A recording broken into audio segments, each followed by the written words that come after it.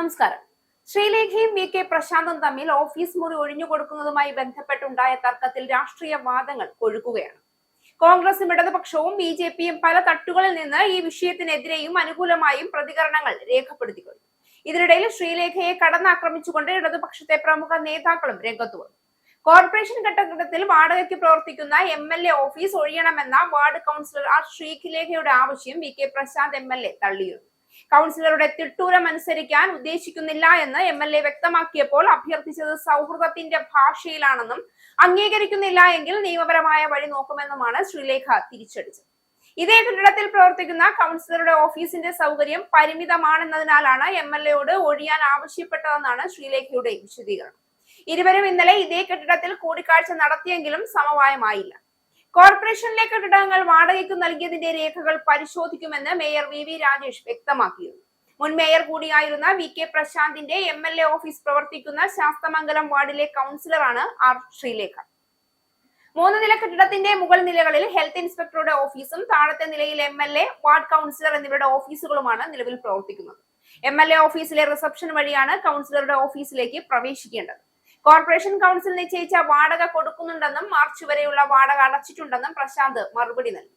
ഇന്നലെ രാവിലെ പ്രശാന്ത് ഓഫീസിലുള്ളപ്പോൾ അവിടെ എത്തിയ ശ്രീലേഖ MLA ഓഫീസിൽ അദ്ദേഹത്തെ കണ്ട് ആവശ്യം ആവർത്തിച്ചു. സാഹോദര്യത്തിന്റെയും സൗഹൃദത്തിന്റെയും പുറത്താണ് ഓഫീസ് ഒഴിയാനുള്ള അഭ്യർത്ഥന വച്ചതെന്ന് അറിയിച്ചു. ഏതു നിലയ്ക്കാണെങ്കിലും കാലാവധിക്ക് മുൻപ് ഒഴിഞ്ഞു തരാൻ ബുദ്ധിമുട്ടാണെന്നും ഇതേ ഓഫീസിൽ മുൻ BJP കൗൺസിലർ പ്രവർത്തിച്ച കാലത്തൊന്നും ഇത്തരമൊരു അസൗകര്യം അറിയിച്ചിട്ടില്ലല്ലോ എന്നും പ്രശാന്തും തിരിച്ചടിച്ചു. MLA കാലാവധി കഴിയുന്നതുവരെ പ്രശാന്ത് തുടരുന്നതിൽ തനിക്ക് പ്രശ്നമില്ല എന്നും താനും തന്റെ ആളുകളും അപ്പുറത്തിരിക്കുന്നതിന്റെ ബുദ്ധിമുട്ട് പ്രശാന്ത് സഹിച്ചാൽ മതിയെന്നുമായി ശ്രീലേഖ. ഇത്രനാൾ സഹിച്ചതിനേക്കാൾ ബുദ്ധിമുട്ട് തനിക്ക് വരാനില്ല എന്ന് പ്രശാന്ത് തിരിച്ചടിച്ചു.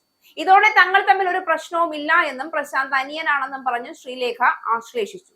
തർക്കത്തിനില്ല എന്ന് പറഞ്ഞ് പ്രശാന്തും കൈകൊടുത്തു. എന്നാൽ പ്രശ്നത്തിന് പരിഹാരമായില്ല എന്നതാണ് വാസ്തവം.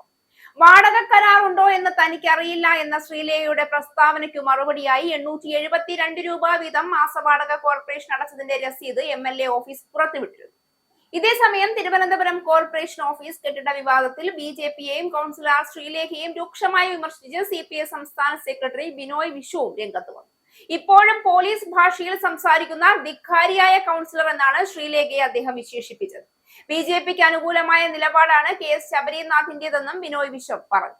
BJPക്ക് ചെയ്യാൻ എന്തെല്ലാം വേറെ ഉണ്ടെന്നും അതൊന്നും ചെയ്യാൻ കൂട്ടാക്കാതെ ഒന്നാമത്തെ agenda MLA office ഒഴിപ്പിക്കലാക്കുന്നുവെന്ന് Binoy Viswam വിമർശിച്ചു. BJPയുടെ ഏറ്റവും നാണം കെട്ട നീക്കമാണിതെന്നും അദ്ദേഹം കുറ്റപ്പെടുത്തി. ആ ശ്രീലേഖയുടെ നിലപാടിനെ അഭ്യർത്ഥന അപേക്ഷ എന്ന രീതിയിൽ കാണാൻ കഴിയില്ല എന്നും അദ്ദേഹം പറഞ്ഞു. അതേസമയം അർഹമല്ലാത്തിടത്ത് കടിച്ചു തൂങ്ങിക്കിടക്കുന്നത് ഒരുതരം ഉളുപ്പില്ലായ്മയാണ് എന്നത് വ്യക്തമാക്കി പറഞ്ഞുകൊണ്ട് ശബരിനാഥൻ കൂടി രംഗത്ത് വരികയും കൂടി ചെയ്തതോടെ വിഷയത്തിൽ പ്രശാന്ത് നാണക്കേടിന്റെ അതിരും കടന്നു. എന്നാൽ ഇതിന്റെ വാലറ്റം പിടിച്ചുകൊണ്ട് ഇടതുപക്ഷ സർക്കാർ കഴിഞ്ഞ നാളുകളിൽ സ്വന്തം ഇഷ്ടക്കാർക്ക് തോന്നിയ തുച്ഛമായ പണത്തിന് വാടകയ്ക്ക് കെട്ടിടങ്ങൾ നൽകിയത് മുഴുവൻ ചോദ്യത്തിന്റെ മുന്നിൽ നിൽക്കുകയാണ്. തിരുവനന്തപുരം കോർപ്പറേഷന്റെ കെട്ടിടങ്ങൾ സ്വകാര്യ വ്യക്തികൾക്ക് വാടകയ്ക്ക് നൽകുന്നതിൽ വൻ ക്രമക്കേട് നടന്നിട്ടുണ്ടെന്നാണ് നിലവിലെ കണ്ടെത്തൽ. ഇതുമായി ബന്ധപ്പെട്ട് സമഗ്ര അന്വേഷണം നടത്താനാണ് തിരുവനന്തപുരം കോർപ്പറേഷന്റെ തീരുമാനം. വാടകയ്ക്ക് നൽകിയതിന്റെ മുഴുവൻ രേഖകളും ഹാജരാക്കാൻ സെക്രട്ടറിക്ക് നിർദ്ദേശം നൽകും. മിക്ക കെട്ടിടങ്ങളും കടമുറികളും പല ആളുകൾ കൈമാറി ഉപയോഗിക്കുന്നുവെന്നാണ് കണ്ടെത്തൽ. ഉയർന്ന തുകയ്ക്കാണ് ഇത്തരം കൈമാറ്റം നടന്നിട്ടുള്ളതെന്നും യഥാർത്ഥ വാടകക്കാരല്ല ഇവ ഇപ്പോൾ ഉപയോഗിക്കുന്നതെന്നും കണ്ടെത്തിയിട്ടുണ്ട്. കഴിഞ്ഞ ധനകാര്യ സ്റ്റാൻഡിംഗ് കമ്മിറ്റിയിൽ BJPക്കായിരുന്നു മേധാവിത്വം. അക്കാലത്തു തന്നെ ക്രമക്കേട് ബോധ്യപ്പെട്ടിരുന്നുവെന്നാണ് BJP നേതാക്കൾ വ്യക്തമാക്കുന്നത്. പല വാണിജ്യ സ്ഥാപനങ്ങളും തലമുറകൾ കൈമാറിയെന്നും കണ്ടെത്തിയിട്ടുണ്ട്. അനധികൃത കൈമാറ്റമെല്ലാം തിരിച്ചുപിടിക്കാനാണ് കോർപ്പറേഷന്റെ തീരുമാനം.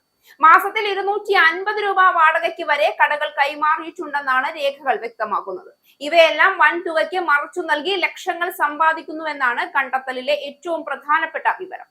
കുറഞ്ഞ വാടകയ്ക്ക് നൽകിയിട്ടുണ്ടെങ്കിൽ അതിന്റെ മാനദണ്ഡം എന്താണെന്ന് സെക്രട്ടറി വ്യക്തമാക്കണം. വി കെ പ്രശാന്ത് MLAയോട് ഓഫീസ് ഒഴിയണമെന്ന് ശാസ്തമംഗലം കൗൺസിലർ ശ്രീലേഖ ആവശ്യപ്പെട്ടത് രാഷ്ട്രീയ വിവാദമായി മാറിയതിനിടെയാണ് കോർപ്പറേഷന്റെ കെട്ടിടങ്ങൾ വാടകയ്ക്ക് നൽകുന്നതിൽ സമഗ്ര അന്വേഷണവുമായി BJP മുന്നോട്ട് പോകുന്നത്.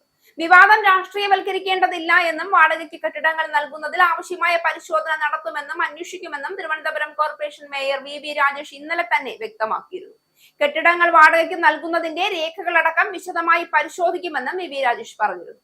അതേസമയം MLA-യുടെയും കൗൺസിലറുടെയും ഓഫീസ് കെട്ടിടങ്ങൾ മാനദണ്ഡങ്ങൾ പാലിക്കാതെയുള്ള വാടക കരാറിന്റെ മറവിൽ നേടിയതാണെന്നും ഒഴിപ്പിക്കണമെന്നും ആവശ്യപ്പെട്ട് അഭിഭാഷകൻ സർക്കാരിന് ഇന്നലെ പരാതിയും നൽകി. കാര്യങ്ങൾ ഇങ്ങനെയാണ് മുന്നോട്ട് പോകുന്നതെങ്കിൽ പ്രശാന്തിന്റെ പടിയിറക്കം ഒരു തുടക്കമാവാനാണ് സാധ്യത. പ്രമുഖ ഇടതുപക്ഷ സഖാക്കളൊക്കെ കൂടും കുടുക്കയും എടുത്ത് പല സ്ഥലങ്ങളിൽ നിന്നും ഇനി പടിയിറങ്ങുന്ന കാഴ്ചയ്ക്ക് അധിക ദൂരമില്ല.